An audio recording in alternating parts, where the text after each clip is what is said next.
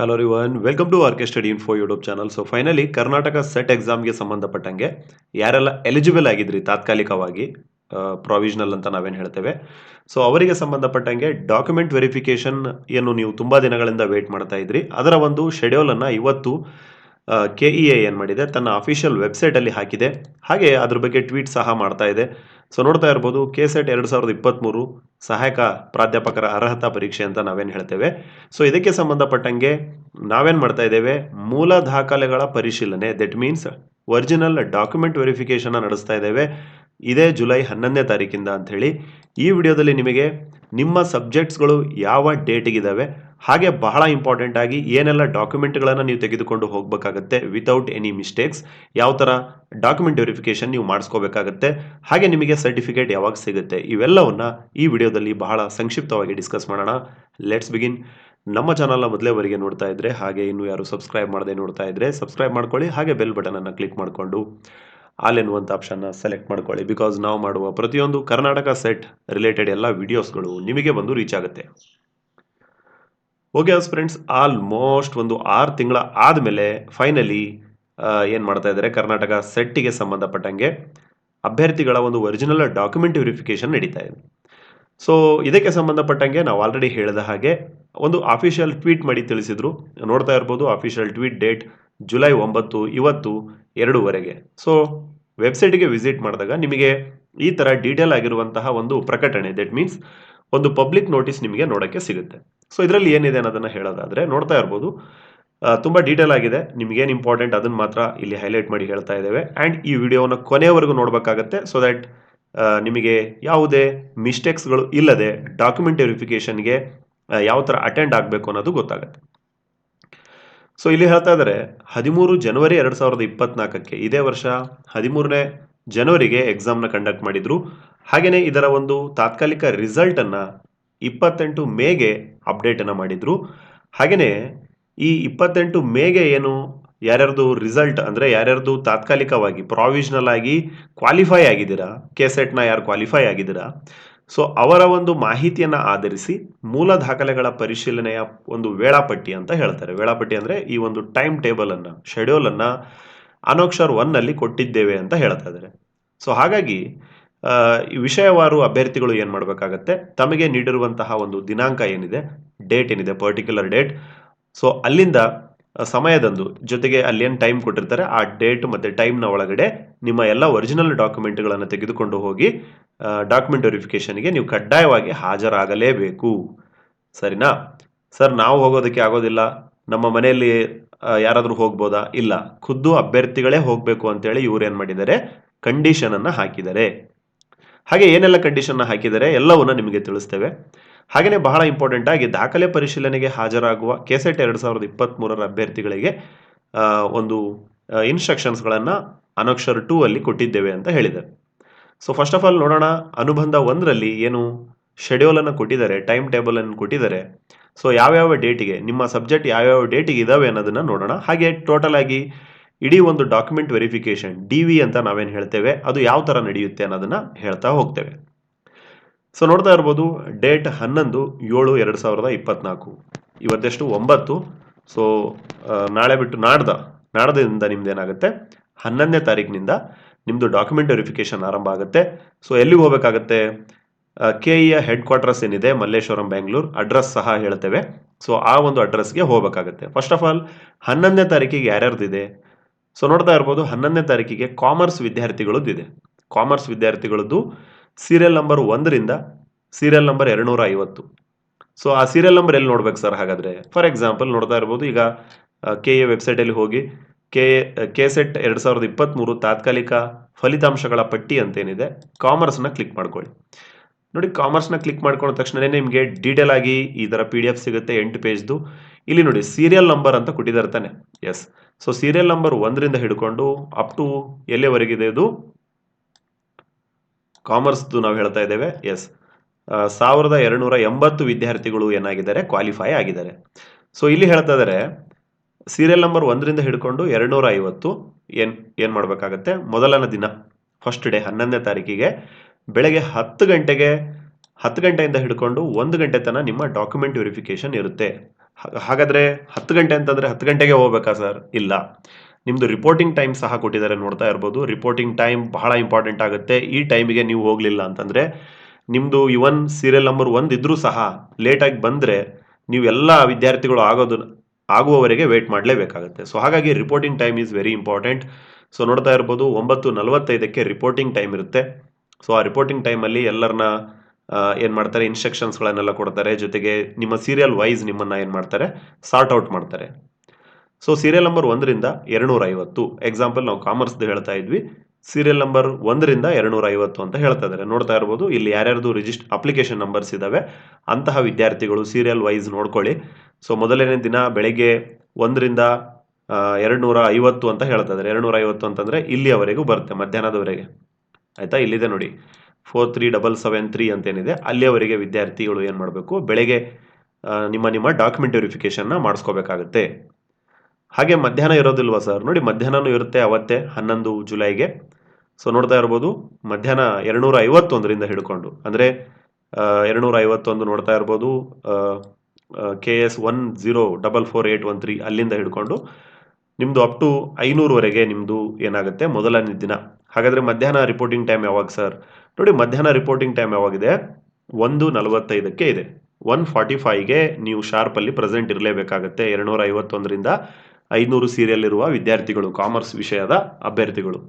ಹಾಗೆಯೇ ನಿಮಗೆ ಮಧ್ಯಾಹ್ನ 2 ಗಂಟೆಯಿಂದ ಹಿಡ್ಕೊಂಡು ಸಂಜೆ 5 ಗಂಟೆ ತನಕ ಏನಾಗುತ್ತೆ, ನಿಮ್ಮ ಡಾಕ್ಯುಮೆಂಟ್ ವೆರಿಫಿಕೇಷನ್ನ ಮಾಡಲಾಗುತ್ತೆ. ಹಾಗೆ 12ನೇ ತಾರೀಕಿಗೆ ನೋಡ್ತಾ ಇರ್ಬೋದು, ಒನ್ಸ್ ಅಗೇನ್ ಕಾಮರ್ಸ್ ಇದೆ 12 ಜುಲೈಗೆ. 501ನೇ ನಂಬರ್ನಿಂದ ಹಿಡ್ಕೊಂಡು 750 ಬೆಳಗ್ಗೆ ಶೆಡ್ಯೂಲಲ್ಲಿ ಆಗುತ್ತೆ. ಹಾಗೆ ಕಾಮರ್ಸ್ ಅದೇ ವಿದ್ಯಾರ್ಥಿಗಳು 751ರಿಂದ 1000. ಹಾಗೆ 13ನೇ ತಾರೀಕಿಗೆ ಕಾಮರ್ಸ್ ವಿದ್ಯಾರ್ಥಿಗಳಿಗೆ ಇದೇ ಬೆಳಗ್ಗೆ 1001ರಿಂದ ಹಿಡ್ಕೊಂಡು ಅಂತಿಮವಾಗಿರುವಂತಹ 1280. ಸೊ ಬೆಳಿಗ್ಗೆ ಟೈಮಲ್ಲಿ ನಡೆದೋಗುತ್ತೆ. ಸೊ 11, 12, 13 ಕಂಟಿನ್ಯೂ ಏನಿದೆ ಕಾಮರ್ಸ್ ವಿದ್ಯಾರ್ಥಿಗಳಿಗೋಸ್ಕರ ಏನು ಕೊಟ್ಟಿದ್ದಾರೆ, ಅವರು ಡಾಕ್ಯುಮೆಂಟ್ ವೆರಿಫಿಕೇಷನ್ ಡೇಟನ್ನು ಕೊಟ್ಟಿದ್ದಾರೆ. So save the dates. ಯಾರ್ಯಾರು ಕಾಮರ್ಸ್ ವಿದ್ಯಾರ್ಥಿಗಳಿದ್ದೀರಾ, ನೀವೇನು ಮಾಡಿ, ಈ ಒಂದು ನಿಮ್ಮ ಸೀರಿಯಲ್ ನಂಬರ್ ವೈಸ್ 11, 12, 13 ಜುಲೈಗೆ ನಿಮ್ಮ ಡಾಕ್ಯುಮೆಂಟ್ ವೆರಿಫಿಕೇಷನ್ಗೆ ನೀವು KE ಹೆಡ್ ಆಫೀಸ್ ಏನಿದೆ ಮಲ್ಲೇಶ್ವರಂ ಸಂಪಿಗೆ ರೋಡ್, ಬ್ಯಾಂಗ್ಳೂರ್ 18th ಕ್ರಾಸ್, ಅಲ್ಲಿಗೆ ನೀವು ಅಟೆಂಡ್ ಆಗಲೇಬೇಕಾಗತ್ತೆ. ಓಕೆ, ಹಾಗೆಯೇ ಉಳಿದಂತಹ ವಿಷಯಗಳು ನೋಡ್ತಾ ಇರ್ಬೋದು. 15ನೇ ತಾರೀಕು ಜುಲೈಗೆ ಕನ್ನಡ ಸಬ್ಜೆಕ್ಟ್ ಇದೆ 1ರಿಂದ 474. ಹಾಗೆ ಕನ್ನಡ ಅದೇ ದಿನ ಕನ್ನಡ ಉಳಿದಂತಹ ವಿಷಯಗಳ ವಿದ್ಯಾರ್ಥಿಗಳಿಗೆ 425ರಿಂದ ಹಿಡ್ಕೊಂಡು 849 ವಿದ್ಯಾರ್ಥಿಗಳು. ಹಾಗೆ 16ನೇ ತಾರೀಕು ಜುಲೈಗೆ ಎಕನಾಮಿಕ್ಸ್ ಇದೆ ನೋಡಿ, ಸೀರಿಯಲ್ ನಂಬರ್ 1ರಿಂದ 451. ಅದೇ ದಿನ ಮಧ್ಯಾಹ್ನ ಏನಿರುತ್ತೆ ಇಂಗ್ಲಿಷ್ ವಿಷಯದ ವಿದ್ಯಾರ್ಥಿಗಳಿಗೆ 1ರಿಂದ 417 ವಿದ್ಯಾರ್ಥಿಗಳು ಏನು ಮಾಡಬೇಕು, ನೀವು ಮಧ್ಯಾಹ್ನ ಟೈಮಲ್ಲಿ ಇಂಗ್ಲೀಷ್ ನೋಡಿ, ಇಂಗ್ಲೀಷ್ ತುಂಬ ಇಂಪಾರ್ಟೆಂಟ್ ನೋಡಿ ಇದು, ಸರಿನಾ? ಈ 16ನೇ ತಾರೀಕಿಗೆ ಮಧ್ಯಾಹ್ನ ಇರುತ್ತೆ ನೋಡಿ, ನಿಮ್ಮದು ಮಧ್ಯಾಹ್ನದಿಂದ ನಿಮ್ಮದು DV ಸ್ಟಾರ್ಟ್ ಆಗುತ್ತೆ, ಬೆಳಗ್ಗೆ ಅಲ್ಲ. ಹಾಗೆ ಎಕನಾಮಿಕ್ಸ್ ವಿದ್ಯಾರ್ಥಿಗಳದ್ದು 16ನೇ ತಾರೀಕಿಗೆ ಬೆಳಗ್ಗೆ ನಿಮ್ಮ ಸೀರಿಯಲ್ ನಂಬರ್ 1ರಿಂದ ಹಿಡ್ಕೊಂಡು 451 ಸೀರಿಯಲ್ ನಂಬರ್ ಬೆಳಗ್ಗೆ ಶೆಡ್ಯೂಲಲ್ಲಿ ನಿಮ್ಮದು DV ನಡೆದೋಗುತ್ತೆ. ಸೊ ಇದೇ ಟೈಮಿಗೆ ನೀವು ಬರಬೇಕಾಗತ್ತೆ. ಸಪೋಸ್ ನಿಮಗೆ 16ನೇ ತಾರೀಕಿಗೆ ಎಕನಾಮಿಕ್ಸ್ ಬರೋಕ್ಕಾಗಲಿಲ್ಲ, 18ನೇ ತಾರೀಕಿಗೆ ಬಂದ್ರಿ ಅಂತಂದರೆ ನಿಮ್ದು ಯಾವುದೇ ಕಾರಣಕ್ಕೂ ಡಾಕ್ಯುಮೆಂಟ್ ವೆರಿಫಿಕೇಷನ್ ನಡೆಯೋದಿಲ್ಲ. ಇಲ್ಲೇನು ಟೈಮ್ ಕೊಟ್ಟಿದ್ದಾರೆ, ಇಲ್ಲೇನು ಸೀರಿಯಲ್ ನಂಬರ್ ಕೊಟ್ಟಿದ್ದಾರೆ, ಅದೇ ಟೈಮ್ ಮತ್ತು ಡೇಟಿಗೆ ನೀವು ಅಟೆಂಡ್ ಇರಬೇಕು ಅಂತ ಅವರು ಅನಕ್ಷರ್ 2 ಅಲ್ಲಿ ಈ ಒಂದು ಕಡ್ಡಾಯವಾಗಿ ಹೇಳಿದ್ದಾರೆ. ಹಾಗೆಯೇ ಬಹಳ ಇಂಪಾರ್ಟೆಂಟ್ ಆಗಿ 18/7/2024 ಜುಲೈ 18ಕ್ಕೆ ಪೊಲಿಟಿಕಲ್ ಸೈನ್ಸ್ ಇದೆ 1ರಿಂದ 347 ರ್ಯಾಂಕಿಂಗ್ ಸೀರಿಯಲ್ ನಂಬರ್ ವಿದ್ಯಾರ್ಥಿಗಳಿಗೆ. ಹಾಗೆ ಅವತ್ತಿನ ದಿನನೇ ಹಿಸ್ಟರಿ ಇದೆ ನೋಡಿ, 270ರಿಂದ 719 ಸೀರಿಯಲ್ ನಂಬರ್ವರೆಗೆ ಮಧ್ಯಾಹ್ನ ನಡೆಯುತ್ತೆ. ಹಾಗೆ ಹಿಸ್ಟರಿ ಅವತ್ತಿನ ದಿನ ಬೆಳಗ್ಗೆನೆ 1ರಿಂದ 269 ನಡೆಯುತ್ತೆ, ಸರಿನಾ? ಅವತ್ತಿನ ದಿನನೇ ನೋಡಿ ಇಲ್ಲಿ A ಮತ್ತು B ಅಂತ ಕೊಟ್ಟಿದ್ದಾರೆ. 18ನೇ ತಾರೀಕಿಗೆ ಬೆಳಗ್ಗೆ ಪೊಲಿಟಿಕಲ್ ಸೈನ್ಸ್ ನಡೆದ್ರೆ ಅವತ್ತೇ ಬೆಳಿಗ್ಗೆ ಮತ್ತೆ ಇನ್ನೊಂದು ಕೌಂಟರಲ್ಲಿ ಐ ಥಿಂಕ್ ಸೊ 1ರಿಂದ 269 ಹಿಸ್ಟ್ರಿ ನಡೆಯುತ್ತೆ. ಹಾಗೆ ಮಧ್ಯಾಹ್ನ ಏನಾಗುತ್ತೆ 270ರಿಂದ 719 ಸಂಖ್ಯೆಗಳು ನಡೀತವೆ. ಹಾಗೆ ಓಕೆ ನೋಡಿ, ಅವತ್ತು ಬಹಳ ವಿಷಯಗಳಿದ್ದಾವೆ. ಎಲ್ಲಿಯವರೆಗೂ ಅಂತ ಹೇಳಿ ನೋಡೋದು, ಎಸ್ ಇಷ್ಟು ವಿಷಯಗಳು ಪೊಲಿಟಿಕಲ್ ಸೈನ್ಸ್ ಮತ್ತು ಹಿಸ್ಟ್ರಿ ಇದೆ. 19ನೇ ತಾರೀಕಿಗೆ ತುಂಬ ವಿಷಯಗಳಿದಾವೆ ನೋಡಿ, ಆಯಿತಾ? 19ನೇ ತಾರೀಕಿಗೆ ಬಹಳ ಇಂಪಾರ್ಟೆಂಟ್ ನೋಡಿ, ತುಂಬ ವಿಷಯಗಳಿದ್ದಾವೆ. ಯಾವ್ಯಾವ ಅಂತ ಹೇಳಿ ನೋಡೋದಾದರೆ ಸೋಷಾಲಜಿ ಇದೆ ಬೆಳಗ್ಗೆ 1ನೇ ಸೀರಿಯಲ್ ನಂಬರಿಂದ ಹಿಡ್ಕೊಂಡು 229 ಸೀರಿಯಲ್ ನಂಬರ್. ಹಾಗೆ ಅವತ್ತು ಬೆಳಗ್ಗೆ ಜಿಯೋಗ್ರಫಿ ವಿದ್ಯಾರ್ಥಿಗಳಿಗೆ 1ರಿಂದ 41 ಸೀರಿಯಲ್ ನಂಬರ್, ಹಿಂದಿ ವಿದ್ಯಾರ್ಥಿಗಳು 1ರಿಂದ 62, ಮ್ಯಾನೇಜ್ಮೆಂಟ್ ವಿದ್ಯಾರ್ಥಿಗಳು 1ರಿಂದ 135, ಎಜುಕೇಷನ್ ವಿದ್ಯಾರ್ಥಿಗಳು 1ರಿಂದ 87 ರ್ಯಾಂಕಿಂಗ್ನ ವಿದ್ಯಾರ್ಥಿಗಳು. ಹಾಗೆ 19ನೇ ತಾರೀಕಿಗೆ ಮಧ್ಯಾಹ್ನ ಟೂರಿಸಂ ಮತ್ತು ಮ್ಯಾನೇಜ್ಮೆಂಟ್ ಡಿಪಾರ್ಟ್ಮೆಂಟ್ ಇದೆ. ಆ ವಿದ್ಯಾರ್ಥಿಗಳಿಗೆ 1ರಿಂದ 8 ಮಧ್ಯಾಹ್ನ ಇರುತ್ತೆ. ಲೈಬ್ರರಿ ಇನ್ಫಾರ್ಮೇಷನ್ ಸೈನ್ಸ್ 1ರಿಂದ 90 ರ್ಯಾಂಕಿಂಗ್ ಇರುವಂತಹ ವಿದ್ಯಾರ್ಥಿಗಳಿಗೆ ಮಧ್ಯಾಹ್ನ 2 ಗಂಟೆಯಿಂದ 5 ಗಂಟೆ. ಹಾಗೆ ಮಾಸ್ ಕಮ್ಯುನಿಕೇಷನ್ ನೋಡ್ತಾ ಇರ್ಬೋದು 1ರಿಂದ 32, ಸೈಕಾಲಜಿ 1ರಿಂದ 22. ಆಯ್ತಾ, ಪ್ರತಿಯೊಂದಿದೆ ನೋಡ್ಕೊಳ್ಳಿ. ಸೋಷಲ್ ವರ್ಕ್ ಇದೆ, ಕ್ರಿಮಿನಾಲಜಿ ಇದೆ, ಮ್ಯಾಥಮೆಟಿಕಲ್ ಸೈನ್ಸ್ ಇದೆ. ಸೊ ಇವೆಲ್ಲ ಯಾವಾಗ? 19ನೇ ತಾರೀಕಿಗೆ. ಸೊ 19ನೇ ತಾರೀಕಿಗೆ ನೋಡ್ತಾ ಇರ್ಬೋದು 1, 2, 3, 4, 5, 6, 7, 8, 9, 10 ಮತ್ತು 11, 12 ವಿಷಯಗಳ ವಿದ್ಯಾರ್ಥಿಗಳಿಗೆ ಇದೆ ನೋಡಿ. 19ನೇ ತಾರೀಕು is a very important date. ಹಾಗೆ 20ನೇ ತಾರೀಕಿಗೆ ನೋಡ್ತಾ ಇರ್ಬೋದು ಒನ್ಸ್ ಅಗೇನ್ ತುಂಬ ವಿಷಯಗಳನ್ನು ಅಲ್ಲಿ ತಗೊಳ್ತಾ ಇದ್ದಾರೆ. ಲಾ ವಿಷಯಗಳು 1ರಿಂದ 27. ಹಾಗೆ ಅವತ್ತಿನ ದಿನನೇ ಲೈಫ್ ಸೈನ್ಸಸ್ ಇರುತ್ತೆ ಮಧ್ಯಾಹ್ನ 1ರಿಂದ 470 ಸೀರಿಯಲ್ ನಂಬರ್ವರೆಗೆ. CS ಇರುತ್ತೆ ನೋಡಿ, ಕಂಪ್ಯೂಟರ್ ಸೈನ್ಸಸ್ ಅಪ್ಲಿಕೇಶನ್ ವಿದ್ಯಾರ್ಥಿಗಳಿಗೆ ಸೀರಿಯಲ್ ನಂಬರ್ 1ರಿಂದ 187. EVS ವಿದ್ಯಾರ್ಥಿಗಳಿಗೆ 1ರಿಂದ 36 ಮಧ್ಯಾಹ್ನ ಇರುತ್ತೆ. ಹಾಗೆ ಅವತ್ತಿನ ದಿನ ಬೆಳಗ್ಗೆನೆ ಕೆಮಿಕಲ್ ಸೈನ್ಸ್ 1ರಿಂದ 340, ಸಂಸ್ಕೃತ್ 1ರಿಂದ 12, ಫಿಸಿಕಲ್ ಎಜುಕೇಷನ್ 143, ಫೋಕ್ ಲಿಟ್ರೇಚರ್ 1ರಿಂದ 12, ಉರ್ದು 1ರಿಂದ 24, ಪಬ್ಲಿಕ್ ಅಡ್ಮಿನಿಸ್ಟ್ರೇಷನ್ 1ರಿಂದ 13. ಎಸ್ ಓಕೆ, 20ನೇ ತಾರೀಕಿಗೆ 3 ವಿಷಯಗಳು ಇರ್ತಾವೆ ನೋಡಿ, ನೋಡ್ತಾ ಇರ್ಬೋದು. ಸಾರಿ, ಈ ಒಂದು 20ನೇ ತಾರೀಕಿಗೆ ಪ್ರಮುಖವಾಗಿ 5 ವಿಷಯಗಳಿರ್ತವೆ. ಲಾ ಆಗಿರ್ಬೋದು, CS ಆಗಿರ್ಬೋದು, ಕೆಮಿಕಲ್ ಸೈನ್ಸ್ 20ನೇ ತಾರೀಕಿಗೆ. ಸೊ 20ನೇ ತಾರೀಕು, ಅದ್ರ ಜೊತೆಗೆ EVS ಲೈಫ್ ಸೈನ್ಸಸ್ 20ನೇ ತಾರೀಕಿಗೆ ಇರುತ್ತೆ. ಹಾಗೆ 22ನೇ ತಾರೀಕಿಗೆ Sanskrit, physical education, folk literature, Urdu, public administration, physical sciences, ಅಲ್ಲಿಂದ ಹಿಡ್ಕೊಂಡು ವಿಜುವಲ್ ಆರ್ಟ್ಸ್ನವರೆಗೆ ಟೋಟಲ್ ಆಗಿ ಇಷ್ಟು ವಿಷಯಗಳಿಗೆ ಬೆಳಗ್ಗೆ ಶೆಡ್ಯೂಲಲ್ಲಿ ಏನಾಗುತ್ತೆ, ನಿಮ್ಮ ಡಾಕ್ಯುಮೆಂಟ್ ವೆರಿಫಿಕೇಷನ್ ಮುಗಿದೋಗುತ್ತೆ. ಸೊ ಐ ಹೋಪ್ ನಿಮ್ಗೆ ಗೊತ್ತಾಗಿದೆ ಯಾರ್ದು ಯಾವ ಡೇಟಿಗಿದೆ ಅಂತ ಹೇಳಿ. ಆಯಿತಾ, ಬಹಳ ಡೀಟೇಲ್ ಆಗಿದೆ. ನಮ್ಮ ಟೆಲಿಗ್ರಾಮಲ್ಲಿ ಹಾಕಿರ್ತೇವೆ. ಟೆಲಿಗ್ರಾಮ್ ಲಿಂಕ್ ಇದೇ ವಿಡಿಯೋದ ಡಿಸ್ಕ್ರಿಪ್ಷನ್ ಮತ್ತು ಕಮೆಂಟ್ ಸೆಕ್ಷನಲ್ಲಿ ಪಿನ್ ಮಾಡಿರ್ತೇವೆ. ಟೆಲಿಗ್ರಾಮ್ಗೆ ಜಾಯ್ನ್ ಆಗಿ ಅಲ್ಲಿ ನೀವು ಈ ಥರ PDF ನೀವು ಪಡಿಬೋದು ಆಸ್ಪಿರೆಂಟ್ಸ್. ಹಾಗೆ ನಿಮ್ಮ ಸಬ್ಜೆಕ್ಟ್ಸ್ ಯಾವಾಗಿದೆ ಅನ್ನೋದನ್ನು ನೋಡ್ಕೋಬೋದು. ಈಗ ನೋಡೋಣ ಬಹಳ important part of this video, ಏನೆಲ್ಲ ಡಾಕ್ಯುಮೆಂಟ್ ವೆರಿಫಿಕೇಷನ್ಗೆ ನೀವು ತೆಗೆದುಕೊಂಡು ಹೋಗಬೇಕಾಗತ್ತೆ ಅಂತ ಹೇಳಿ. ಸೊ ನೋಡ್ತಾ ಇರ್ಬೋದು ಅನುಬಂಧ 2, ದಟ್ ಮೀನ್ಸ್ ಅನಕ್ಷರ್ 2. ಇಲ್ಲಿ ಹೇಳ್ತಾ ಇದ್ದಾರೆ KSET 2023 ಒರಿಜಿನಲ್ ಡಾಕ್ಯುಮೆಂಟ್ ವೆರಿಫಿಕೇಷನ್ಗೆ ಹಾಜರಾಗುವ ವಿದ್ಯಾರ್ಥಿಗಳಿಗೆ ಸೂಚನೆಗಳು ಅಂತೇಳಿ ಗೈಡ್ಲೈನ್ಸ್. ಸೊ ನಿಗದಿಪಡಿಸಿದ ದಿನಾಂಕದಂದೇ ಹಾಜರಾಗಬೇಕಾಗತ್ತೆ, ಸರಿನಾ? ಪಕ್ಕ ಅದೇ ಡೇಟಿಗೆ ನೀವು ಅಟೆಂಡ್ ಇರಬೇಕಾಗತ್ತೆ. ಆ ಡೇಟ್ ಬಿಟ್ಟು ಮತ್ತೆ ಬೇರೆ ಡೇಟ್ಗೆ ಬಂದರೆ ನಿಮ್ಮದು ಏನಾಗಲ್ಲ ನೋಡಿ. ಇಲ್ಲಿ ನಿಗದಿಪಡಿಸಿದ ದಿನಾಂಕದಂದು ಹಾಜರಾಗದ ವಿದ್ಯಾರ್ಥಿಗಳಿಗೆ ಇತರೆ ದಿನಾಂಕದಂದು ಮೂಲ ದಾಖಲೆಗಳ ಪರಿಶೀಲನೆಗೆ ಅವಕಾಶ ನೀಡಲಾಗುವುದಿಲ್ಲ. ಸೊ ನಿಮ್ಗೆ ಯಾವ ಡೇಟ್ ಇಷ್ಟೊತ್ತು ನಾವೇನು ಓದಿ ಹೇಳಿದ್ವಿ ಅದೇ ಡೇಟಿಗೆ ಅದೇ ಸಬ್ಜೆಕ್ಟ್ನ ವಿದ್ಯಾರ್ಥಿಗಳು ಏನು ಮಾಡಬೇಕು, DVಗೆ ಅಟೆಂಡ್ ಆಗಬೇಕಾಗತ್ತೆ. ಬೇರೆ ಡೇಟ್ ನಿಮಗೆ ಕೊಡೋದಿಲ್ಲ. ಅಭ್ಯರ್ಥಿಗಳು ಸಲ್ಲಿಸುವ ಎಲ್ಲ ಮೂಲ ದಾಖಲೆಗಳು ಅರ್ಜಿ ಸಲ್ಲಿಸುವ ನಿಗದಿತ ಕೊನೆಯ ದಿನಾಂಕದ ಒಳಗಡೆ ಪಡೆದುಕೊಂಡಿರಬೇಕು. ಬಹಳ ಇಂಪಾರ್ಟೆಂಟ್ ನೋಡಿ ಇದು. ಏನು ಅಪ್ಲಿಕೇಶನ್ ಹಾಕೋದಕ್ಕೆ ಟೈಮ್ ಕೊಟ್ಟಿದ್ರಲ್ವಾ, KSET 2023ಕ್ಕೆ ನೀವು ಅಪ್ಲಿಕೇಶನ್ ಹಾಕ್ತಾ ಇದ್ರಲ್ವಾ, ಸೊ ಕೊನೆಯ ದಿನಾಂಕದ ಒಳಗಡೆನೆ ನಿಮ್ಮ ಎಲ್ಲ ಒರಿಜಿನಲ್ ಡಾಕ್ಯುಮೆಂಟ್ಗಳು ಏನಿರಬೇಕು ಆ ಡೇಟ್ನ ಒಳಗಡೆನೆ ಇರಬೇಕಾಗತ್ತೆ, ಸರಿನಾ? ಇವತ್ತೆಷ್ಟು, 9 ಜುಲೈ, ಸರಿನಾ? ಇವತ್ತು ಡೇಟ್ ಬಂದಿದೆ, ಇವತ್ತೇ ತೆಗೆಸ್ಕೊಂಡು ಹೋಗೋಣ ಆ ಥರ ಎಲ್ಲ ನಡೆಯೋದಿಲ್ಲ, ಆಯ್ತಾ? KSET ಅಪ್ಲಿಕೇಶನ್ ಹಾಕೋದಕ್ಕೆ ಏನು ಟೈಮ್ ಕೊಟ್ಟಿದ್ರಲ್ವಾ, ಆ ಕೊನೆಯ ದಿನಾಂಕದ ಒಳಗಡೆನೆ ನಿಮ್ಮ ಎಲ್ಲ ಡಾಕ್ಯುಮೆಂಟ್ಗಳು ಇರಬೇಕು, ಸರಿನಾ? ಓಕೆ, ಐ ಹೋಪ್ ನಿಮ್ಗೆ ಗೊತ್ತಾಗಿದೆ ಅಂತ ಹೇಳಿ ಭಾವಿಸ್ತೇವೆ. ಮೂರನೇದು, ಅಭ್ಯರ್ಥಿಗಳು ಮೂಲ ದಾಖಲೆಗಳ ಪರಿಶೀಲನಾ ಸಮಯದಲ್ಲಿ ಕಡ್ಡಾಯವಾಗಿ ಮೂಲ ದಾಖಲೆಗಳನ್ನೇ ಹಾಜರುಪಡಿಸಬೇಕಾಗತ್ತೆ. ವೆರಿ ಇಂಪಾರ್ಟೆಂಟ್ ನೋಡಿ. ನೀವು ಒರಿಜಿನಲ್ ಡಾಕ್ಯುಮೆಂಟ್ ವೆರಿಫಿಕೇಷನ್ಗೆ ಹೋಗ್ತಾ ಇರೋದ್ರಿಂದ you must carry and you must bring the original document only ಅಂತ ಹೇಳ್ತಾ ಇದ್ದಾರೆ, ಸರಿನಾ? ಒರಿಜಿನಲ್ ಡಾಕ್ಯುಮೆಂಟ್ನ ನಾನು ಬೇರೆ ಕಡೆ ಕೊಟ್ಟಿದ್ದೇನೆ, ಬ್ಯಾಂಕಲ್ಲಿ ಕೊಟ್ಟಿದ್ದೇನೆ, ಅಥವಾ ಬೇರೆ ಎಲ್ಲಾದರೂ ಅಪಾಯಿಂಟ್ಮೆಂಟಲ್ಲಿ ಕೊಟ್ಟಿದ್ದೇನೆ, ಆ ಥರ ಎಲ್ಲ ನಡೆಯೋದಿಲ್ಲ. ಸೊ ನಿಮಗೆ ಮುಂಚಿತವಾಗಿ ಹೇಳ್ತಾ ಇದ್ದಾರೆ ಇವರು, ಇವತ್ತು ಅಪ್ಡೇಟನ್ನು ಮಾಡಿದ್ದಾರೆ 2 ದಿನ ಮುಂಚೆ. ಸೊ ನೀವೇನು ಮಾಡಿ, ಎಲ್ಲಾದರೂ ಒರಿಜಿನಲ್ ಡಾಕ್ಯುಮೆಂಟ್ಗಳನ್ನು ಕೊಟ್ಟಿದ್ರೆ ಅದನ್ನು ತೆಗೆದುಕೊಂಡು ಬಂದು ನೀವೇನು ಮಾಡಿ ಇಲ್ಲಿ ಹಾಜರು ಪಡಿಸ್ಬೇಕಾಗತ್ತೆ. ಹಾಗೆಯೇ ಈ ಕೆಳಕಂಡ ಮೂಲ ದಾಖಲೆಗಳನ್ನು ಮತ್ತು ಮೂಲ ದಾಖಲೆಗಳ 2 ಜೆರಾಕ್ಸ್ ಪ್ರತಿಗಳನ್ನು ಗೆಜೆಟೆಡ್ ಆಫೀಸರ್ಗಳಿಂದ ಸೈನ್ ಮಾಡಿಸ್ಕೊಂಡು ಡಾಕ್ಯುಮೆಂಟ್ ವೆರಿಫಿಕೇಷನ್ ಟೈಮಲ್ಲಿ ಸಲ್ಲಿಸಬೇಕು ಅಂತ ಹೇಳಿದ್ದಾರೆ. ಒರಿಜಿನಲ್ ಡಾಕ್ಯುಮೆಂಟ್ಗಳು ತೆಗೆದುಕೊಂಡು ಹೋಗಬೇಕು, ಜೊತೆಗೆ 2 ಸೆಟ್ ಅಟೆಸ್ಟೆಡ್, ಯಾರಿಂದ? ಗೆಜೆಟೆಡ್ ಆಫೀಸರ್ಸ್ ಕಡೆಯಿಂದ ಏನು ಮಾಡಬೇಕಾಗತ್ತೆ, ನೀವು 2 ಸೆಟ್ ಜೆರಾಕ್ಸ್ಗಳನ್ನು ತೆಗೆದುಕೊಂಡು ಅವರಿಗೆ KE ಹೆಡ್ ಕ್ವಾರ್ಟರ್ಸ್ಗೆ ಸಲ್ಲಿಸಬೇಕಾಗತ್ತೆ. ಹಾಗಾದರೆ ಏನೇನು ಕೊಡಬೇಕು? ನೋಡಿ ಈಗ ನಾವೇನು ಓದ್ತಾ ಇದ್ದೇವೆ ಇದು ಒರಿಜಿನಲ್ಲು ಕೊಡಬೇಕಾಗತ್ತೆ, ಜೊತೆಗೆ ಜೆರಾಕ್ಸ್ ಅಟೆಸ್ಟೇಷನ್ ಕೊಡಬೇಕಾಗತ್ತೆ. ಸೊ ನೋಡ್ತಾ ಇರ್ಬೋದು ಏನೇನು ಕೊಡಬೇಕು ಅಂತ ಹೇಳಿ. ಪರೀಕ್ಷೆಯ ಪ್ರವೇಶ ಪತ್ರ, ದಟ್ ಮೀನ್ಸ್ ಈ ಒಂದು admit card of the exam ಅಂತ ನಾವೇನು ಹೇಳ್ತೇವೆ ಅದು ಅಡ್ಮಿಟ್ ಕಾರ್ಡ್. ನಿಮಗೆ ಕೆಸೆಟ್ ಅಡ್ಮಿಟ್ ಕಾರ್ಡ್ ಕೊಟ್ಟಿದ್ರಲ್ವಾ, ಅದು ಒರಿಜಿನಲ್ ಇರಬೇಕು, ಜೊತೆಗೆ ಜೆರಾಕ್ಸ್ 2 ಮಾಡಿಸಿ ಅದಕ್ಕೆ 2 ಅಟೆಸ್ಟೆಡ್ ಕಾಪಿಯನ್ನ ಸಲ್ಲಿಸಬೇಕಾಗತ್ತೆ. ಹಾಗೆ ಈಗ ನಿಮ್ಮ ಹತ್ರ ಇರುವಂತಹ ಆಧಾರ್ ಕಾರ್ಡ್ ಒರಿಜಿನಲ್, ಆಕ್ಚುಲಿ ಇಲ್ಲಿ ಒರಿಜಿನಲ್ ಜಸ್ಟ್ ನೋಡಿ ವಾಪಸ್ ಕೊಡ್ತಾರೆ, ಬಟ್ ಜೆರಾಕ್ಸ್ ಏನ್ ಮಾಡ್ತಾರೆ ಅಟೆಸ್ಟೇಷನ್ ಮಾಡಿಸಿದ್ದು ಅವರು ತಮ್ಮ ಹತ್ರ ಇಟ್ಕೊಳ್ತಾರೆ. ಹಾಗೆ ಸ್ನಾತಕೋತ್ತರ ಪದವಿಯ ಎಲ್ಲ ವರ್ಷಗಳ ಅಥವಾ ಸೆಮಿಸ್ಟರ್ಗಳ ಅಂಕಪಟ್ಟಿ ಮತ್ತು ಪ್ರಮಾಣ ಪತ್ರ, ದಟ್ ಮೀನ್ಸ್ ಪೋಸ್ಟ್ ಗ್ರಾಜ್ಯುಯೇಷನ್ ಪ್ರತಿಯೊಂದು ವರ್ಷ ಆಗಿರ್ಬೋದು ಅಥವಾ ನಿಮ್ಮ ಸೆಮಿಸ್ಟರ್ ಇದ್ರೆ ಸೆಮಿಸ್ಟರ್ ವೈಸ್, ಜೊತೆಗೆ ನಿಮ್ಮ ಒಂದು ಮಾರ್ಕ್ಸ್ ಕಾರ್ಡ್ ಯಾವುದ್ರದ್ದು ಪೋಸ್ಟ್ ಗ್ರಾಜ್ಯುಯೇಷನ್ದು, ಹಾಗೆ ಪ್ರಮಾಣ ಪತ್ರ ಅಂತ ಹೇಳಿದ್ದಾರೆ ಅಂದರೆ ಸರ್ಟಿಫಿಕೇಟ್, ಕಾನ್ವೊಕೇಶನ್ ಅಂತ ನಾವೇನು ಹೇಳ್ತೇವೆ ಅದು. ಒಂದು ವೇಳೆ ಕಾನ್ವೊಕೇಶನ್ ನಿಮ್ಮ ಹತ್ರ ಇರಲಿಲ್ಲ ಅಂತಂದ್ರೆ ಟ್ರೈ ಮಾಡಿ, ಇರಲಿಲ್ಲ ಅಂತಂದ್ರೆ ಒಂದು ಪ್ರಾವಿಷನಲ್ ಡಿಗ್ರಿ ಸರ್ಟಿಫಿಕೇಟ್ ಅಂತ ಕೊಡ್ತಾರಲ್ವಾ, ಅದಾದ್ರೂ ನೀವು ಏನು ಮಾಡಬೇಕು ಕೊಡಬೇಕಾಗತ್ತೆ. ಬಟ್ ಇವೆಲ್ಲ ಏನಾಗಿರಬೇಕು ಕೊನೆಯ ದಿನಾಂಕದ ಒಳಗಡೆ, ಅಪ್ಲಿಕೇಶನ್ ಹಾಕುವ ಕೊನೆಯ ದಿನಾಂಕದ ಒಳಗಡೆ ಇರಬೇಕಾಗತ್ತೆ. ಹಾಗೆಯೇ ಅಭ್ಯರ್ಥಿಗಳು ಆನ್ಲೈನ್ ಅರ್ಜಿಯಲ್ಲಿ ಈ ಕೆಳಕಂಡ ಮೀಸಲಾತಿಗಳನ್ನು ಕೋರಿದ್ದಲ್ಲಿ ಮಾತ್ರ ಕೆಳಕಂಡ ಮೂಲ ದಾಖಲೆಗಳನ್ನು ಒದಗಿಸಲೇಬೇಕಾಗತ್ತೆ. ಆನ್ಲೈನ್ ಅರ್ಜಿಯಲ್ಲಿ ಯಾವುದೇ ಮೀಸಲಾತಿ ಕೋರಿರದೇ ಇದ್ದಲ್ಲಿ ಈ ಹಂತದಲ್ಲಿ ಯಾವುದೇ ಮೀಸಲಾತಿ ನೀಡಲು ಅಥವಾ ತಿದ್ದುಪಡಿ ಮಾಡಲು ಅವಕಾಶ ಇರೋದಿಲ್ಲ. Very important point.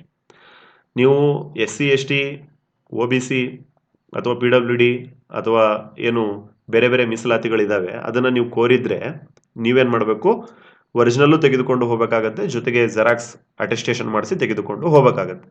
ಅಪ್ಲಿಕೇಶನ್ ಹಾಕುವಾಗ ಫಾರ್ ಎಕ್ಸಾಂಪಲ್ ಒಬ್ಬ SC ವಿದ್ಯಾರ್ಥಿ ನಮಗೆ ಆಯ್ತಾ ಈ ಅಪ್ಲಿಕೇಶನ್ ಹಾಕುವಾಗ ರಿಸರ್ವೇಶನ್ ಕೊಟ್ಟಿಲ್ಲ ಅಂತಂದ್ರೆ ಈಗ ಮತ್ತೆ ಸೇರಿಸೋದಕ್ಕೆ ಅಥವಾ ಆ್ಯಡ್ ಮಾಡೋದಕ್ಕೆ ಬರಲ್ಲ ಅಂತ ಹೇಳ್ತಾ ಇದ್ದಾರೆ. ಓಕೆ ನೋಡಿ, ಅರ್ಜಿಯಲ್ಲಿ ಕೋರಿರುವ ಮೀಸಲಾತಿ ಅನುಸಾರ ಅಭ್ಯರ್ಥಿ ಹೆಸರಿನಲ್ಲಿ ಪಡೆದ ಜಾತಿ ಮತ್ತು ಆದಾಯ ಪ್ರಮಾಣ ಪತ್ರಗಳನ್ನು ಸಲ್ಲಿಸಬೇಕಾಗತ್ತೆ. SC ST ವಿದ್ಯಾರ್ಥಿಗಳು ಫಾರ್ಮ್ D ಯಲ್ಲೇ ಇರಬೇಕಾಗತ್ತೆ. ಕೆಟಗರಿ 1 ವಿದ್ಯಾರ್ಥಿಗಳು ಫಾರ್ಮ್ E ನಮೂನೆಯಲ್ಲಿ, ಹಾಗೆ OBC ಅಭ್ಯರ್ಥಿಗಳು 2A 2B 3A 3B ಅಭ್ಯರ್ಥಿಗಳು ಫಾರ್ಮ್ F ಅಲ್ಲಿ ನಿಮ್ಮ ಜಾತಿ ಮತ್ತು ಆದಾಯ ಪ್ರಮಾಣ ಪತ್ರಗಳನ್ನು ಪಡೆದುಕೊಂಡು KEAಗೆ ಸಲ್ಲಿಸಬೇಕಾಗತ್ತೆ. ಹಾಗೆ ಬಹಳ ಇಂಪಾರ್ಟೆಂಟ್ ನೋಡಿ, ಬಹಳ ಚರ್ಚೆ ಆಗುವಂಥ ವಿಚಾರ ಏನು, ಮ್ಯಾರಿಡ್ ವುಮೆನ್ ಇರ್ತಾರೆ, ವಿವಾಹಿತ ಅಭ್ಯರ್ಥಿಗಳು, ಮಹಿಳಾ ಅಭ್ಯರ್ಥಿಗಳು ಏನಿರ್ತಾರೆ ಅವರು ತಮ್ಮ ಕುಟುಂಬದ ಆದಾಯವನ್ನು ಘೋಷಿಸಿ ಜಾತಿ ಮತ್ತು ಆದಾಯ ಪ್ರಮಾಣ ಪತ್ರಗಳನ್ನು ಏನು ನಿಮ್ಮ ತಹಶೀಲ್ದಾರ್ ಆಫೀಸ್ ಕಡೆಯಿಂದ ಪಡೆದುಕೊಂಡಿರ್ತೀರ. ವಿವಾಹಿತ ಮಹಿಳೆಗಳು ಆಗಿದ್ದಲ್ಲಿ ತಮ್ಮ ಹೆಸರಿನೊಂದಿಗೆ ಅವರ ಪತಿಯ ಹೆಸರಿನಲ್ಲಿ ಜಾರಿಗೆ ಆಗಿರುವಂತಹ ಜಾತಿ ಮತ್ತು ಆದಾಯ ಪ್ರಮಾಣ ಪತ್ರವನ್ನೇ ಏನ್ ಮಾಡಬೇಕು, KEAಗೆ ಕೊಡಬೇಕಾಗತ್ತೆ. ಸರಿನಾ? ಯಾರ್ಯಾರು ಮ್ಯಾರಿಡ್ ವುಮೆನ್ ಅಭ್ಯರ್ಥಿಗಳಿದ್ದೀರಾ, ನಿಮ್ಮ ಈ ಒಂದು ಕುಟುಂಬದ ಆದಾಯವನ್ನ ಘೋಷಣೆ ಮಾಡಿರ್ತೀರಲ್ವಾ ಇನ್ಕಮ್ ಸರ್ಟಿಫಿಕೇಟ್ ಅಲ್ಲಿ ಅಥವಾ ಜಾತಿ ಪ್ರಮಾಣ ಪತ್ರದಲ್ಲಿ, ನೀವು ನಿಮ್ಮ ಹಸ್ಬೆಂಡ್ ಏನಿರ್ತಾರೆ ಸರಿನಾ, ನಿಮ್ಮ ಪತಿಯ ಹೆಸರಿನಲ್ಲಿ ಜಾರಿಗೆ ಆಗಿರುವಂತಹ ಜಾತಿ ಮತ್ತು ಆದಾಯ ಪ್ರಮಾಣ ಪತ್ರವನ್ನೇ ಸಲ್ಲಿಸಬೇಕು ಅಂತ ಹೇಳಿದ್ದಾರೆ ನೋಡಿ, ಬಹಳ ಇಂಪಾರ್ಟೆಂಟ್ ಪಾಯಿಂಟ್. ಹಾಗೆ ಯಾರ್ಯಾರು PWD ಅಭ್ಯರ್ಥಿಗಳಿದ್ದೀರಾ, ನಿಮಗೆ ವೈದ್ಯಕೀಯ ಮಂಡಳಿ ಏನಿರುತ್ತೆ ಅಲ್ಲಿಂದ ಪಡೆದುಕೊಂಡಿರುವ ಪ್ರಮಾಣ ಪತ್ರವನ್ನು ಸಲ್ಲಿಸಬೇಕು. ಜೊತೆಗೆ ಫೈನಲಿ ತೃತೀಯ ಲಿಂಗದ ವಿದ್ಯಾರ್ಥಿಗಳು ಯಾರ್ಯಾರಿದ್ದೀರಾ, ಸೊ ನೀವೇನು ಮಾಡಬೇಕು, ಜಿಲ್ಲಾ ದಂಡಾಧಿಕಾರಿಗಳು ಜಾರಿಗೆ ಮಾಡಿರುವ ಒಂದು ಸರ್ಟಿಫಿಕೇಟ್ನ ನೀವು ಡಾಕ್ಯುಮೆಂಟ್ ವೆರಿಫಿಕೇಶನ್ ಟೈಮಲ್ಲಿ ಸಲ್ಲಿಸಬೇಕಾಗತ್ತೆ. ಸೊ ಇಷ್ಟು ಡಾಕ್ಯುಮೆಂಟ್ ವೆರಿಫಿಕೇಶನ್ ರಿಸರ್ವೇಷನ್ದು, ಹಾಗೆ ಮೇಲೆ ಕೊಟ್ಟಿರುವ ಎಲ್ಲ ಏನು ಅಡ್ಮಿಟ್ ಕಾರ್ಡ್ ಇರ್ಬೋದು, ನಿಮ್ಮ ಆಧಾರ್ ಕಾರ್ಡ್ ಇರ್ಬೋದು, ನಿಮ್ಮ ಮಾಸ್ಟರ್ ಡಿಗ್ರಿ ಸರ್ಟಿಫಿಕೇಟ್, ಅವೆಲ್ಲ ನೀವು ಒರಿಜಿನಲ್ ಜೊತೆಗೆ ಜೆರಾಕ್ಸ್ ಅಟೆಸ್ಟೇಷನ್ ಮಾಡಿಸಿ ತೆಗೆದುಕೊಂಡು ಹೋಗಬೇಕಾಗತ್ತೆ. ಜೊತೆಗೆ ಇನ್ನ ಚಿಕ್ಕ ಪುಟ್ಟ ಸೂಚನೆಗಳಿದಾವೆ, ಅದನ್ನ ಹೇಳಿ ಇವತ್ತಿನ ವಿಡಿಯೋವನ್ನು ಮುಗಿಸೋಣ.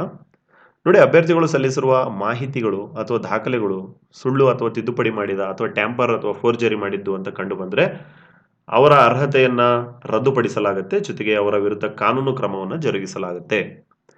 ಜೊತೆಗೆ ಮೂಲ ದಾಖಲೆಗಳ ಪರಿಶೀಲನೆಗೆ ಅಭ್ಯರ್ಥಿ ಏನ್ ಮಾಡಬೇಕು, ಕಂಪಲ್ಸರಿ ಅವರೇ ಹಾಜರಾಗಬೇಕಾಗತ್ತೆ. ಒಂದ್ ವೇಳೆ ನಿಮಗೆ ಬರಕ್ಕಾಗ್ಲಿಲ್ಲ, ಏನಾದರೂ ಆಕ್ಸಿಡೆಂಟ್ ಆಯಿತು ಅಥವಾ ಏನಾದರೂ ಮೆಡಿಕಲ್ ಕಂಡೀಷನ್ ಇದೆ ಅಂದ್ರೆ ವೈದ್ಯರ ಸಲಹೆ ಮೇರೆಗೆ ಸೂಕ್ತ ವೈದ್ಯಕೀಯ ಪ್ರಮಾಣ ಪತ್ರ, ಅಭ್ಯರ್ಥಿಯ ಒಪ್ಪಿಗೆ ಪತ್ರದೊಂದಿಗೆ ಅಭ್ಯರ್ಥಿ ಹತ್ತಿರದ ಸಂಬಂಧಿಗಳು ಆಯ್ತಾ, ನೀವು ಫ್ಯಾಮಿಲಿ ಮೆಂಬರ್ಸ್ ಏನ್ ಮಾಡಬೇಕಾಗತ್ತೆ, ಡಾಕ್ಯುಮೆಂಟ್ ವೆರಿಫಿಕೇಶನ್ಗೆ ಹಾಜರಾಗಬಹುದು. ಆದರೆ ಡಾಕ್ಟರ್ ಕಡೆಯಿಂದ, ವೈದ್ಯಾಧಿಕಾರಿಗಳು ಅಂತ ನಾವು ಹೇಳ್ತೇವೆ, ಸಾರ್ವಜನಿಕ ಆಸ್ಪತ್ರೆಯಲ್ಲಿ ಚೀಫ್ ಮೆಡಿಕಲ್ ಆಫೀಸರ್ ಯಾರು ಇರ್ತಾರೆ ಅವ್ರ ಕಡೆಯಿಂದ ಒಂದು ಮೆಡಿಕಲ್ ಸರ್ಟಿಫಿಕೇಟ್ನ ಮಾಡಿಸಿ ನಿಮ್ಮ ಫ್ಯಾಮಿಲಿ ಮೆಂಬರ್ ಕೈಲೇ ಅಥವಾ ನಿಮ್ಮ ಯಾರು ಫ್ರೆಂಡ್ಸ್ ಇರ್ತಾರೆ ಅವ್ರ ಕೈಯಿಂದ ನೀವು ಕೊಟ್ಟಿದ್ದೇ ಆಗಿದ್ರೆ ನಡೆಯುತ್ತೆ ಅಂತ ಹೇಳಿದ್ದಾರೆ. ಪ್ರಾಧಿಕಾರವು ನಿಗದಿಪಡಿಸಿದ ದಿನಾಂಕದಂದು ಅಭ್ಯರ್ಥಿಗಳು ಮೂಲ ದಾಖಲೆಗಳ ಪರಿಶೀಲನೆಗೆ ಹಾಜರಾಗದೇ ಇದ್ದಲ್ಲಿ ಅಂತಹ ವಿದ್ಯಾರ್ಥಿಗಳಿಗೆ ಮತ್ತೊಮ್ಮೆ ಅವಕಾಶವನ್ನು ನೀಡಲಾಗುವುದಿಲ್ಲ. ಬಹಳ ಇಂಪಾರ್ಟೆಂಟ್ ನೋಡಿ. ಜೊತೆಗೆ ಪ್ರಮಾಣ ಪತ್ರಗಳನ್ನು ಸಲ್ಲಿಸಲು ಸಹ ಮತ್ತೊಮ್ಮೆ ಅವಕಾಶ ಕೊಡೋದಿಲ್ಲ. ಸೊ ಬಹಳ ಸ್ಟ್ರಿಕ್ಟ್ ಆಗಿ ಇವರು ಹೇಳ್ತಾ ಇದ್ದಾರೆ. ಏನು ಜುಲೈ 11ನೇ ತಾರೀಕಿಂದ ಆರಂಭ ಆಗುತ್ತೆ. ಸೊ ಅವತ್ತಿಂದ ಹಿಡ್ಕೊಂಡು ಯಾವ್ಯಾವ ಡೇಟಿಗೆ ನಿಮಗೆ ಕೊಟ್ಟಿದ್ದಾರೆ ಅದೇ ಡೇಟಿಗೆ ಅದೇ ಟೈಮಿಗೆ ನೀವು ಅಟೆಂಡ್ ಆಗಲೇಬೇಕು. ಅಲ್ಲಿ ಯಾವುದೇ ರೀತಿ ಎಕ್ಸ್ಕ್ಯೂಸಸ್ ಎಲ್ಲ ಕೊಡೋದಿಲ್ಲ ಅಂತ ಹೇಳಿದ್ದಾರೆ. ಅಭ್ಯರ್ಥಿಗಳು ಮೂಲ ದಾಖಲೆಗಳ ಸಮಯದಲ್ಲಿ ಸಂಬಂಧಪಟ್ಟ ಪ್ರಮಾಣ ಪತ್ರಗಳನ್ನು ಹಾಜರುಪಡಿಸದೇ ಇದ್ದಲ್ಲಿ ಅಂತಹ ಅಭ್ಯರ್ಥಿಗಳನ್ನು ಅರ್ಹರೆಂದು ಪರಿಗಣಿಸಲಾಗುವುದಿಲ್ಲ. ಅಂದರೆ ನಿಮಗೇನು ಟೈಮನ್ನು ಕೊಟ್ಟಿದ್ದಾರೆ, ಡೇಟನ್ನು ಕೊಟ್ಟಿದ್ದಾರೆ, ಅವತ್ತಿನ ಡೇಟಿಗೆ ನೀವು if you are fail to submit the document, ಅವ್ರು ಏನು ಕೇಳಿರ್ತಾರೆ ಆ ಡಾಕ್ಯುಮೆಂಟ್ನ ನೀವು ಕೊಡೋದಕ್ಕೆ ಸಫಲರಾಗಲಿಲ್ಲ ಅಂತಂದರೆ, ನಿಮ್ಮ ಕೈಯಿಂದ ಆಗಲಿಲ್ಲ ಅಂತಂದರೆ ಏನಾಗುತ್ತೆ, ನಿಮ್ಮನ್ನು ನಾನ್ ಎಲಿಜಿಬಲ್ ಅಂತ ಹೇಳಿ ಏನು ಮಾಡ್ತಾರೆ, ಕನ್ಸಿಡರ್ ಮಾಡ್ತಾರೆ. ನಿಮ್ಮ ಸರ್ಟಿಫಿಕೇಟ್ ಏನಾಗೋದಿಲ್ಲ, ಸಿಗೋದಿಲ್ಲ. ಸೊ ಹಾಗಾಗಿ ನಿಮಗೇನು ಇವತ್ತು ನಾಳೆ ಟೈಮ್ ಇದೆ, ಬಹಳ ಇಂಪಾರ್ಟೆಂಟ್ ಟೈಮ್ ಆಗುತ್ತೆ ನೋಡಿ. ಎಸ್ಪೆಷಲಿ ಕಾಮರ್ಸ್ ಏನು ಫಸ್ಟ್ ವಿದ್ಯಾರ್ಥಿಗಳಿದ್ದೀರಾ, 3 ದಿನ ನಿಮ್ಮದೇ ಇದೆ. ಸೊ ಎಲ್ಲ ಡಾಕ್ಯುಮೆಂಟ್ಗಳು ಕರೆಕ್ಟ್ ಆಗಿದೆನೆಲ್ಲ ನೋಡ್ಕೊಳ್ಳಿ. ಅಭ್ಯರ್ಥಿಗಳಿಗೆ ಮೂಲ ದಾಖಲೆಗಳ ಪರಿಶೀಲನೆಗೆ ಹಾಜರಾಗಲು ಪ್ರತ್ಯೇಕ ಮಾಹಿತಿಯನ್ನು ನೀಡಲಾಗುವುದಿಲ್ಲ. ನಿಮಗೆ ಮತ್ತೆ ಮನೆಗೆ ಲೆಟರ್ ಕಳಿಸೋದು ಅಥವಾ ಇಮೇಲ್ ಮಾಡೋದೆಲ್ಲ ಆಗೋದಿಲ್ಲ. ಸೊ ಪ್ರಾಧಿಕಾರದ ಅಂತರ್ಜಾಲ ದಟ್ ಮೀನ್ಸ್ ವೆಬ್ಸೈಟ್ನಿಂದನೇ ನೀವೇನು ಮಾಡಬೇಕು, ಮಾಹಿತಿಯನ್ನು ಪಡಿಬೇಕು. ಫೈನಲಿ ಯಾವ ಅಡ್ರೆಸ್ಗೆ ರೀಚ್ ಆಗಬೇಕಾಗತ್ತೆ ಅಥವಾ ಬೆಂಗಳೂರಿಗೆ ಬಂದು ನೀವೇನು ಮಾಡಬೇಕು, ಕರ್ನಾಟಕ ಪರೀಕ್ಷಾ ಪ್ರಾಧಿಕಾರದ ಹೆಡ್ ಆಫೀಸ್ ಏನಿದೆ 18th ಕ್ರಾಸ್, ಸಂಪಿಗೆ ರೋಡ್, ಮಲ್ಲೇಶ್ವರಂ, ಬೆಂಗಳೂರು 12. ಸೊ ಈ ಅಡ್ರೆಸ್ಗೆ ನೀವೇನು ಮಾಡಬೇಕು, ರೀಚ್ ಆಗಬೇಕಾಗುತ್ತೆ ಆಸ್ಪಿರೆಂಟ್ಸ್. ಸರಿನಾ? ಏನು ಮೆಜೆಸ್ಟಿಕ್ ಅಂತ ನಾವೇನು ಹೇಳ್ತೇವೆ, ಮೆಜೆಸ್ಟಿಕ್ಕಿಂದ ಒಂದು ನಿಮಗೆ ಅಪ್ರಾಕ್ಸಿಮೇಟ್ಲಿ ಒಂದು 10 ಮಿನಿಟ್ಸ್ ಆಗುತ್ತೆ ಅಷ್ಟೇ. 10 to 15 ಮಿನಿಟ್ಸಲ್ಲಿ ನೀವೇನಾಗ್ತೀರಾ, ಮಲ್ಲೇಶ್ವರಂ 18th ಕ್ರಾಸ್ಗೆ ರೀಚ್ ಆಗ್ತೀರಾ ಆಸ್ಪಿರೆಂಟ್ಸ್. ಸರಿನಾ? ಸೊ ಇದಾಗಿತ್ತು complete detail of Karnataka set document verification. ನೋಡ್ತಾ ಇರ್ಬೋದು 11ನೇ ತಾರೀಕಿಂದ ಆರಂಭ ಆಗಿರೋದು. ನಿಮಗೆ 22 ಜುಲೈನವರೆಗೆ ನಿಮಗೆ ಡಾಕ್ಯುಮೆಂಟ್ ವೆರಿಫಿಕೇಶನ್ ಇರುತ್ತೆ. ಸೊ ಅದೇ ಡೇಟಿಗೆ ಡಾಕ್ಯುಮೆಂಟ್ ವೆರಿಫಿಕೇಶನ್ನ ಕರೆಕ್ಟಾಗಿ ನೀವು ಮಾಡಿಕೊಂಡು ಆಯಿತಾ, ಸಕ್ಸಸ್ ಆಯಿತು ಅಂತಂದರೆ ನಿಮಗೆ ಅಟ್ಲೀಸ್ಟ್ ಒಂದು ಆಗಸ್ಟ್ ಅಂತ್ಯದಲ್ಲಿ, ಎಂಡ್ ಆಫ್ ದಿ ಆಗಸ್ಟ್ ಏನಿದೆ, ನಿಮಗೆ ಏನು ನೋಡೋಕ್ಕೆ ಸಿಗುತ್ತೆ, ಈ ಒಂದು ನಿಮ್ಮ ಇಮೇಲ್ ಅಡ್ರೆಸ್ಗೆ ಏನು ಮಾಡ್ತಾರೆ ಅವರು, ಅಥವಾ ಡಿಜಿ ಲಾಕರ್ಗೆ ನಿಮ್ಮ ಕೆಸೆಟ್ ಕ್ವಾಲಿಫೈಡ್ ಆಗಿರುವಂತಹ ಸರ್ಟಿಫಿಕೇಟ್ನ ಏನು ಮಾಡ್ತಾರೆ, ಸೆಂಡ್ ಮಾಡ್ತಾರೆ. ಡಿಜಿಟಲ್ ರೂಪದಲ್ಲಿ ನಿಮಗೆ ಸೆಂಡ್ ಮಾಡಲಾಗುತ್ತೆ ಆಸ್ಪಿರೆಂಟ್ಸ್. ಸರಿನಾ? So I wish you all the best. ಯಾರ್ಯಾರು ಡಾಕ್ಯುಮೆಂಟ್ ವೆರಿಫಿಕೇಷನ್ಗೆ ಶಾರ್ಟ್ ಲಿಸ್ಟ್ ಆಗಿದ್ದೀರಾ. ಸೊ ಸೀರಿಯಲ್ ನಂಬರ್ ಎಲ್ಲಿಂದ ನೋಡ್ಕೋಬೇಕು ಸರ್? ನೋಡಿ, ಸೀರಿಯಲ್ ನಂಬರ್ ಆಲ್ರೆಡಿ ಅವರು ಏನು ಮಾಡಿದ್ದಾರೆ, ವೆಬ್ಸೈಟಲ್ಲಿ ಹಾಕಿದ್ದಾರೆ. ಸರಿನಾ? ಈ ವೆಬ್ಸೈಟ್ಗೆ ರೀಚ್ ಆಗೋದಕ್ಕೆ ಡೈರೆಕ್ಟ್ ಲಿಂಕ್ ನಮ್ಮ ಟೆಲಿಗ್ರಾಮಲ್ಲಿ ಹಾಕಿರ್ತೇವೆ. ಕ್ಲಿಕ್ ಮಾಡಿಕೊಂಡು ಒನ್ಸ್ ಅಗೇನ್, ಎಸ್ಪೆಷಲಿ ಕಾಮರ್ಸ್ ವಿದ್ಯಾರ್ಥಿಗಳದ್ದು ಫಸ್ಟಿಗೆ ಇದೆ. ಸೊ ನೋಡ್ಕೊಳ್ಳಿ. ಸರಿನಾ? ಕಾಮರ್ಸ್ನ ನೋಡಿ, ಕ್ಲಿಕ್ ಮಾಡಿದಾಗ ಸರಿನಾ, ತುಂಬ ಜನ ವಿದ್ಯಾರ್ಥಿಗಳು, ಕಾಮರ್ಸ್ ವಿದ್ಯಾರ್ಥಿಗಳು ಇದ್ದಾರೆ. ಸೀರಿಯಲ್ ನಂಬರ್ 1ರಿಂದ ಅಪ್ ಟು 1000 ಇದ್ದಾವೆ. ನೋಡ್ಕೊಳ್ಳಿ. ಸರಿನಾ? ನಿಮ್ಮದು ಡಾಕ್ಯುಮೆಂಟ್ ವೆರಿಫಿಕೇಶನ್ ಯಾವಾಗಿದೆ, ಇದು ಇಂಪಾರ್ಟೆಂಟ್. ಸೀರಿಯಲ್ ನಂಬರ್ಗಳು ಇಂಪಾರ್ಟೆಂಟ್ ಆಗುತ್ತೆ ನೋಡಿ. ಸರಿನಾ? ಹಾಗೆಯೇ ಸೀರಿಯಲ್ ನಂಬರ್ ಜೊತೆಗೆ ಅವ್ರು ಏನೇನು ಹೇಳಿದ್ದಾರೆ ಎಲ್ಲವನ್ನ, ಒರಿಜಿನಲ್ ಜೊತೆಗೆ ಜೆರಾಕ್ಸ್, ಇವೆಲ್ಲವನ್ನ ತೆಗೆದುಕೊಂಡು ಹೋಗಿ ಜೆರಾಕ್ಸ್ ಅಟೆಸ್ಟೇಷನ್ ಇರಬೇಕಾಗತ್ತೆ ಗೆಜೆಟೆಡ್ ಅಧಿಕಾರಿಗಳದ್ದು. ಸರಿನಾ? I wish you all the best. Thank you for listening. God bless you all.